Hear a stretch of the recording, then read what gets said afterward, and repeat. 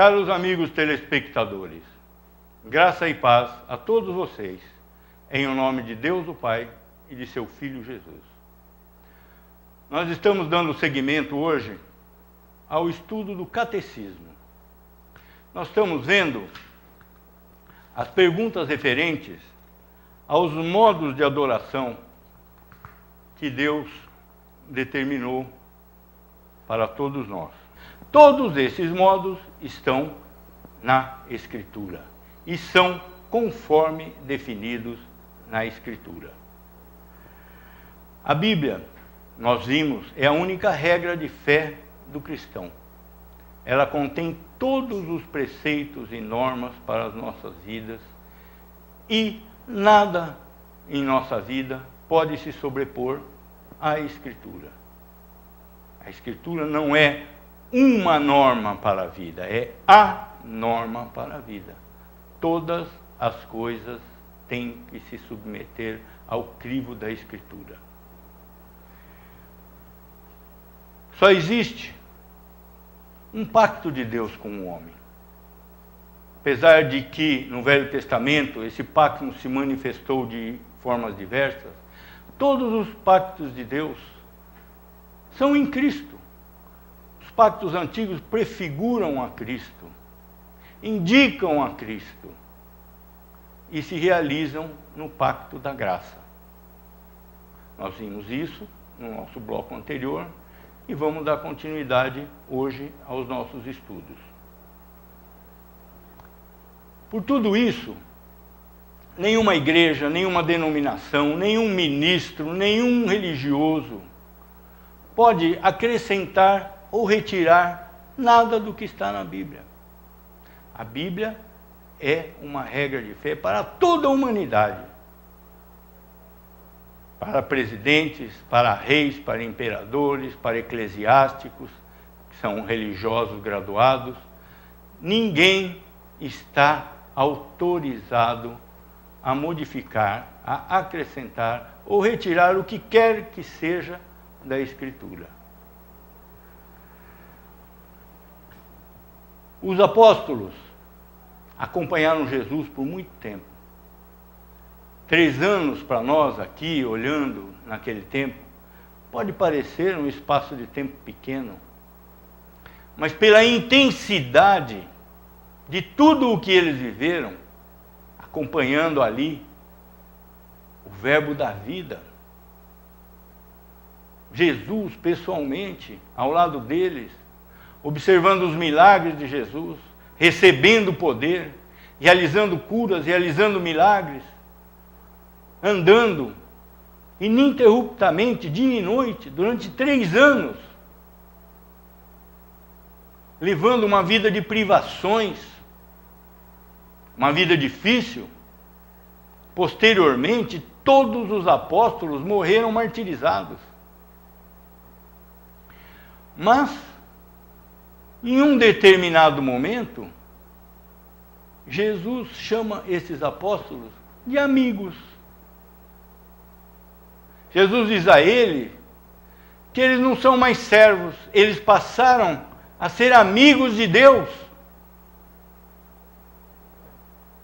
Eu muitas vezes vejo algumas coisas na Bíblia e fico pensando, puxa vida, será que isso pode acontecer comigo? Eu creio que sim. Vejamos como isso aconteceu. Evangelho de João, capítulo 15, verso 15. Já não vos chamo de servos, porque o servo não sabe o que faz o seu senhor, mas tenho-vos chamado amigos, porque, prestem atenção agora, tudo quanto ouvi de meu Pai vos tenho dado a conhecer. Então, como que os apóstolos deixaram de ser servos e passaram a ser amigos de Jesus, amigos de Deus? Porque eles tiveram o conhecimento da palavra de Deus.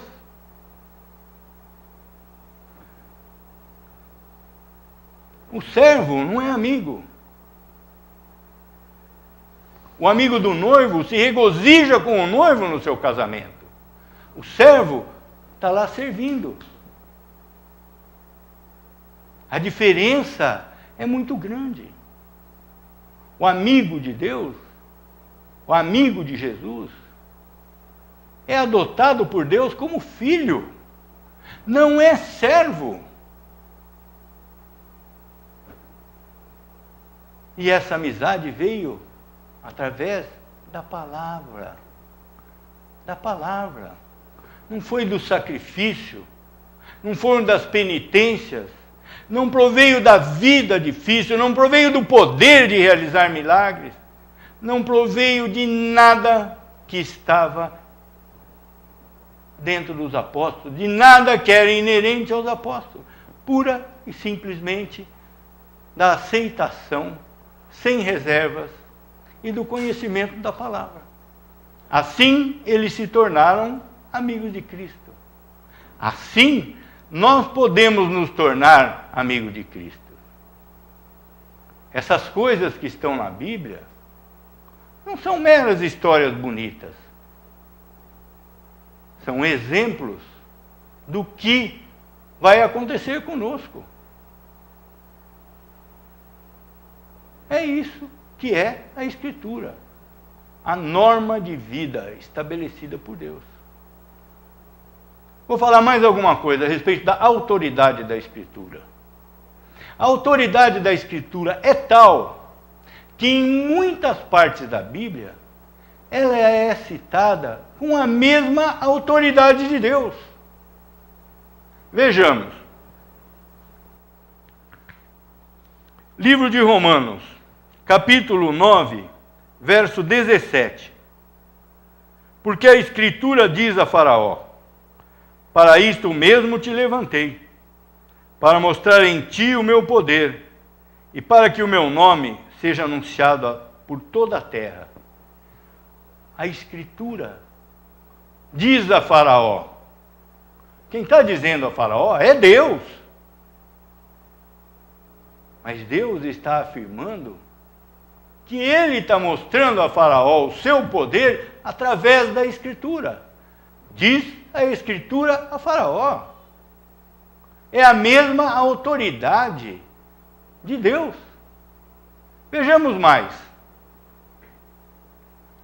Em Gálatas, capítulo 3, verso 22. Mas a Escritura encerrou tudo sobre o pecado, para que, mediante a fé em Jesus Cristo, fosse a promessa concedida aos que creem. Essa promessa está sendo feita por Deus. Através da queda de Adão, Deus encerrou toda a humanidade na desobediência. Toda a humanidade debaixo do pecado, para que, através da palavra, muitas dessas pessoas venham a ser salvas em Jesus Cristo. Mas o que está escrito aqui? A Escritura encerrou tudo sobre o pecado. Tudo. Não foram só os homens. Quando Adão é expulso do paraíso, Deus diz a ele: maldita é a terra por sua causa. Todas as mazelas, todas as desgraças, todos os desastres que acontecem na terra foram causados pela queda de Adão e foram determinados por Deus. Deus cria o bem, Deus cria o mal. Não existe outro poder que faça oposição a Deus. Não existe outro conhecimento que faça oposição à Escritura. Por isso a Escritura é citada como o poder de Deus. Diz a Escritura a Faraó: acabou. A Escritura encerrou todos sobre a desobediência. Acabou. A autoridade da Escritura é a autoridade do seu autor, que é Deus. Isso é a Escritura. E ali estão as normas para que adoremos e louvemos a Deus de maneira agradável a Ele. Não adianta nós procurarmos uma maneira que seja agradável a nós. A maneira de adoração tem que ser agradável a Deus. Ele é o objeto da adoração.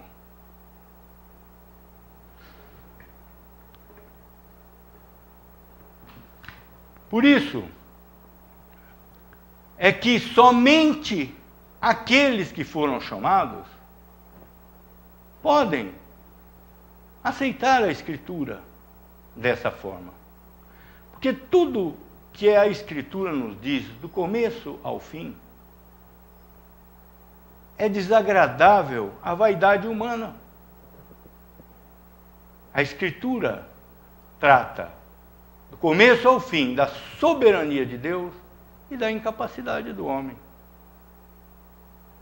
É muito difícil aceitar isso.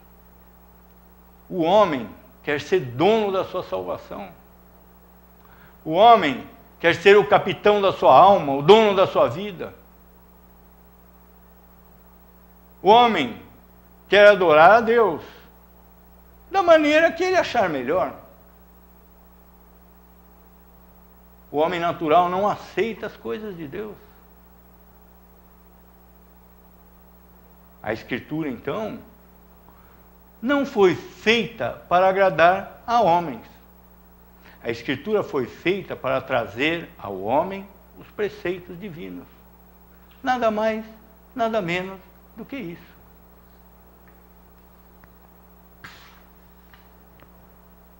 Como, então, aceitamos a isso? Pela graça de Deus, pelo chamado de Deus, pelo sacrifício de Cristo, pela amizade com Cristo. Como é que Cristo ficou amigo dos apóstolos? Pelo conhecimento da palavra. Essa é a forma de agradar a Deus.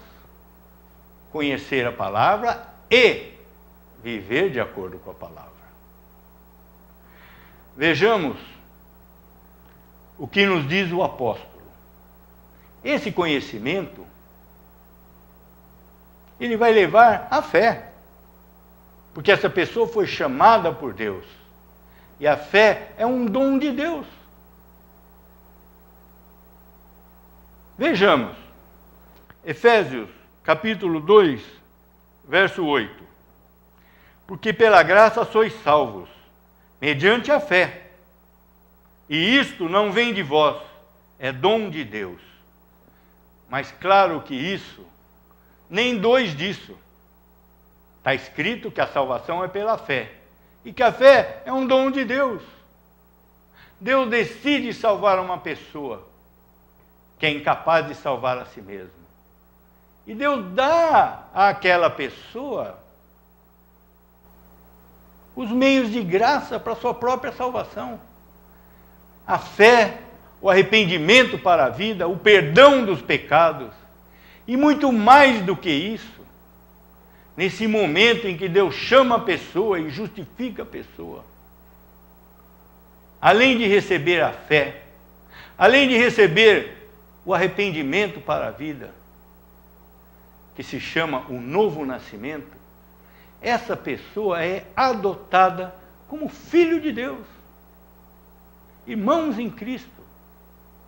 Não é filhos, entre aspas, literalmente.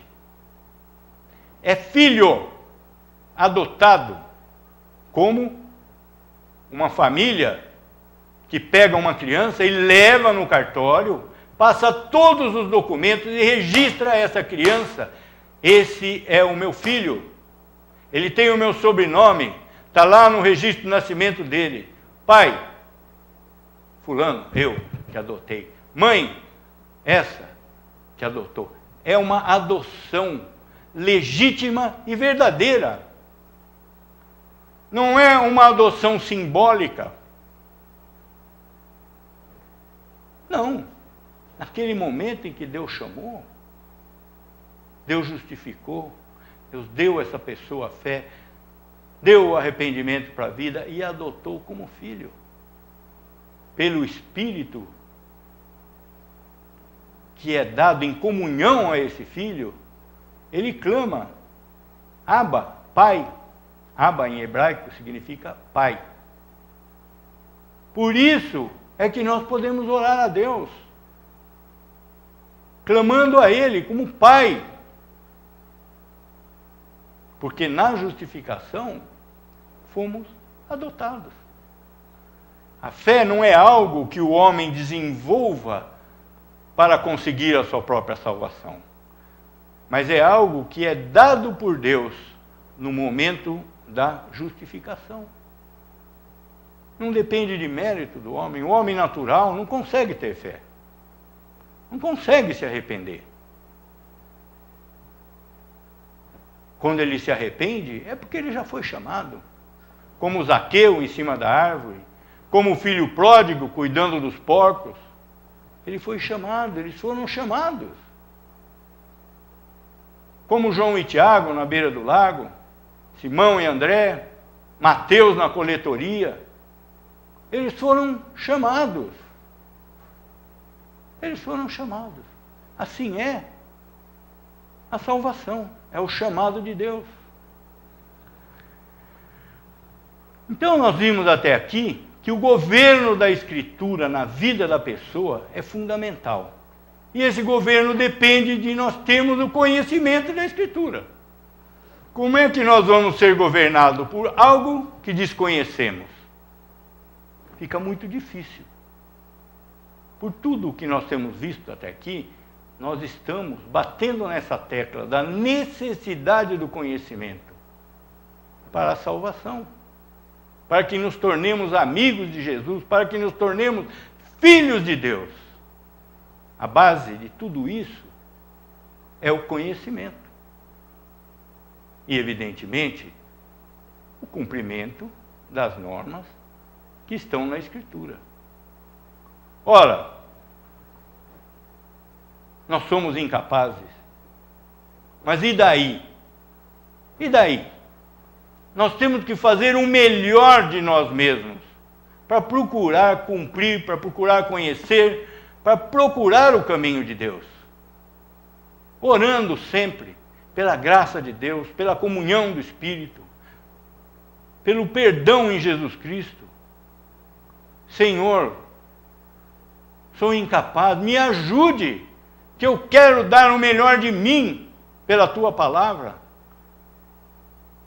pela Tua obra.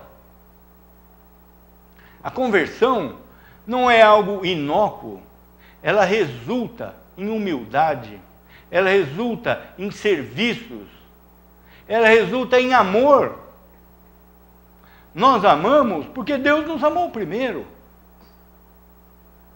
Essa é a justificação. Quem ama, serve.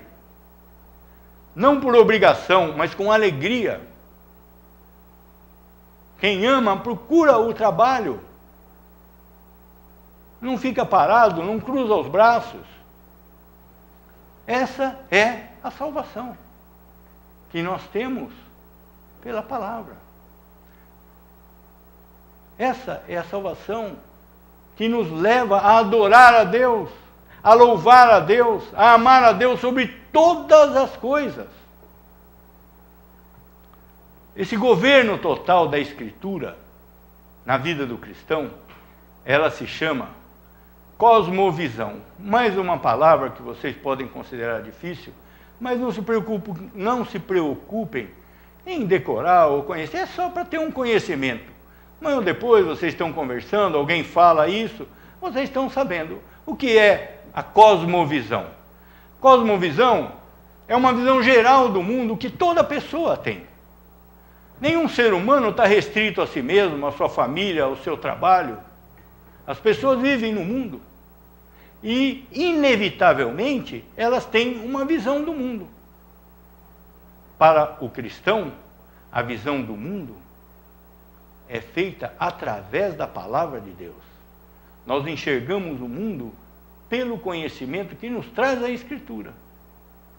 Essa é a ideia do cristão, enxergar o mundo pela ótica de Cristo, pela ótica da palavra. Não se seduzir pelo brilho do mundo, pelas coisas que o mundo te oferece, mas enxergar o mundo pela ótica da palavra, reger as nossas vidas pela ótica da palavra. Todo louvor, toda adoração a Deus, dirigida pela palavra. Vejamos o que nos diz o apóstolo Paulo. Segunda carta a Timóteo, capítulo 3, versos 16 e 17. Toda a Escritura é inspirada por Deus e útil para o ensino, para a repreensão, para a correção, para a educação na justiça, a fim de que o homem de Deus seja perfeito e perfeitamente habilitado para toda obra. O que está nos dizendo o apóstolo Paulo? O apóstolo Paulo está dizendo o seguinte, que o amor que rege a vida do cristão não é o amor do mundo, não é um amor de sentimentos que variam a cada dia. O amor do crente é um amor que provém do amor de Deus. O amor de Deus é imutável e consiste num fato único, que Ele mandou o seu Filho para morrer em lugar dos seus eleitos. Isso é o amor de Deus. Nós vemos aqui, então, nesses versos de Timóteo, o seguinte, que a Escritura não é útil apenas para o ensino, que ela nos serve para a repreensão, para a correção, para a educação na justiça. Então, o mandato cultural do cristão envolve essa repreensão, essa correção. Se um irmão está acreditando em coisas absurdas que não fazem parte da Escritura, o amor cristão manda que nós repreendamos essa pessoa. Se essa pessoa, outra, está agindo de maneira errada, está acreditando numa falsa doutrina, cabe ao cristão a correção dessa pessoa. Um cristão passivo, um cristão omisso, um cristão que não se preocupa com a pureza doutrinária da sua igreja, que cristão é esse? Que cristão é esse? Jesus diz, o zelo da tua palavra me consumirá. E consumiu. Ele foi morto na cruz. Por quê? Pelo zelo da palavra de Deus. Um cristão que não mostra zelo pela palavra, não é cristão de forma alguma. Um cristão que não se incomoda com o que está acontecendo ao seu lado, dentro da igreja, dentro de casa, em qualquer lugar, não é um cristão de forma alguma. A defesa da fé cabe a todos os cristãos. Isso é o amor conforme a Escritura, conforme o amor de Deus.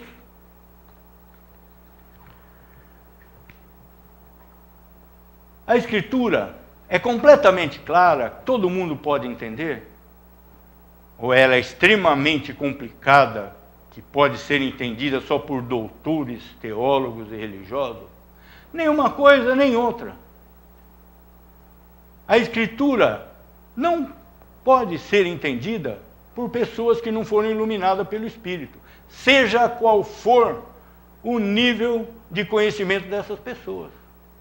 Por outro lado, nós temos na Escritura doutrinas complexas, como a Trindade, a encarnação, a ressurreição, mas são doutrinas reveladas, que uma vez aceitas, elas se tornam claras e racionais na mente do cristão.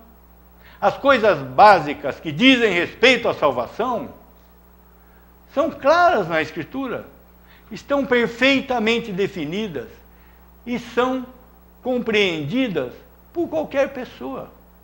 O que é básico para a salvação pode ser compreendida pelas pessoas mais simples possíveis. mesmo sendo analfabetas, elas podem ouvir a palavra e ter a sua mente aberta pelo Espírito.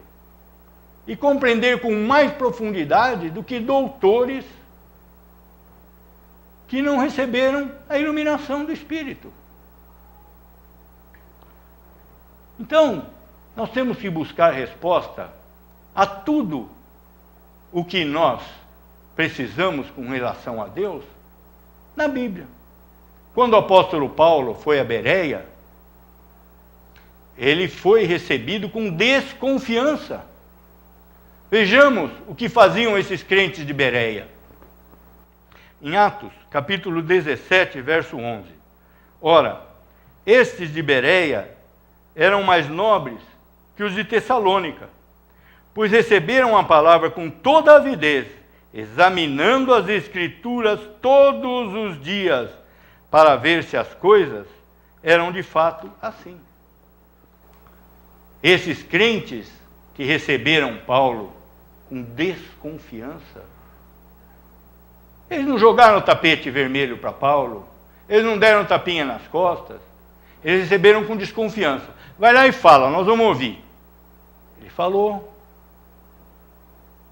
todo mundo quieto, foram para casa, no outro dia, consultaram os rolos, os pergaminhos, as Escrituras.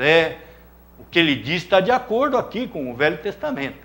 Ouviram no outro dia, no outro dia, no outro dia. Somente quando eles tiveram plena certeza de que tudo que o apóstolo falava conferia com a Escritura, é que eles receberam um apóstolo. E o apóstolo chama esses crentes de nobres bereanos. Porque o apóstolo era sincero, ele amava a palavra de Deus. Ele não procurava a sua própria glória. Ele não procurava prestígio entre os homens. Ele só queria divulgar a palavra de Deus. E ele se alegrou com essa desconfiança. Se alegrou com essa conferência diária de suas palavras com as palavras da Escritura. E essa é a atitude do cristão. Amar a palavra como nós amamos a Deus. Se você recusa a palavra, você recusa a Deus. Se você nega a palavra, você nega a Deus. Então, o que acontece é isso aí. Deus exige que a sua adoração e o seu louvor seja feito de acordo com a palavra. Meus caros amigos, estamos encerrando por aqui esse bloco referente às perguntas da adoração e louvor a Deus. Oremos. Pai onipotente, Deus eterno, Criador dos céus e da terra e tudo o quanto nele se contém, ensina-nos, Pai, a glorificá-lo conforme os preceitos estabelecidos em Tua palavra. Dirige os nossos passos no louvor e na adoração que lhes são devidos. E tem misericórdia de nós, Pai. Perdoa-nos os nossos pecados, em o nome de Jesus. Amém.